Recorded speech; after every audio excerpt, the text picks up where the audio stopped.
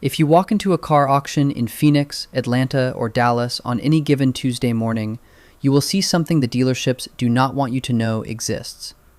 Rows of former government vehicles, police interceptors, utility trucks, federal fleet pickups, selling for $6,000 to $12,000. Clean Carfax, full maintenance records, engines that have never missed an oil change in their lives. These are the same vehicles the dealerships pay $9,000 for at auction and flip for $28,000 on their lot 2 weeks later. You are not allowed to attend most of these sales, not because the law prevents it, because the industry spent decades making sure you never found out they were happening. Let us start with the machine that defines this loophole. When a police department buys a Ford Police Interceptor utility or a Dodge Durango Pursuit, they are not buying a standard retail vehicle. They are buying the hardened, heavy-duty version the public cannot purchase off a showroom floor. Upgraded cooling systems, transmission oil coolers that run continuously, heavy-duty alternators rated for 220 amps because police vehicles run radios, laptops, light bars, and charging systems around the clock. The Pursuit-rated suspension is tuned for stability at 130 miles per hour. The engine calibration is optimized for sustained high-load operation, not just peak horsepower numbers on a window sticker. When these vehicles are decommissioned at 70,000 to 100,000 miles, they go to auction. And here is what the dealership knows that you do not. A police interceptor at 80,000 miles has had its oil changed every 3,000 miles by a city mechanic with a checklist. The transmission fluid has been flushed on schedule. The brake pads have been inspected every 6 months by a government employee whose job depends on the paperwork being correct. That same mileage on a privately owned vehicle tells you nothing. You have no idea if the previous owner went 12,000 miles between oil changes, or if the transmission has ever seen fresh fluid. Fleet maintenance records are not a suggestion. They are a legal requirement. The city has to prove the vehicle was maintained. You get to verify it before you buy. Here is the part where it gets worse for the dealers. The federal government runs its own auction system. GSA Auctions, the General Services Administration, liquidates everything from Forest Service pickup trucks to National Park utility vehicles on a public-facing website that has existed since 1999. Almost no retail consumer uses it.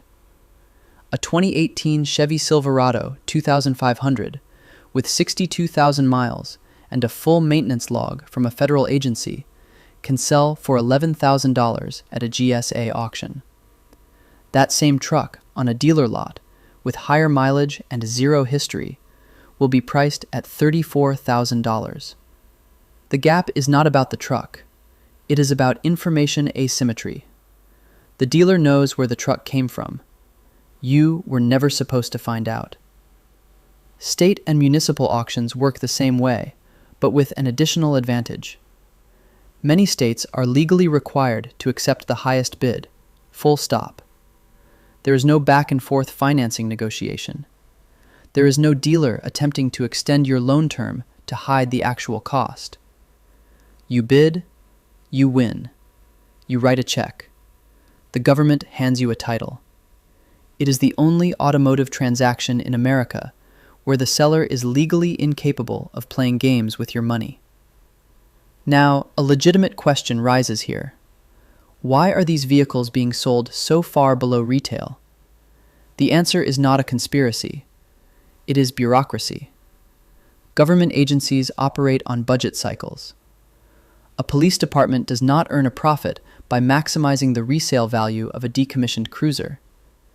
They earn their budget allocation for next year by closing the fiscal books.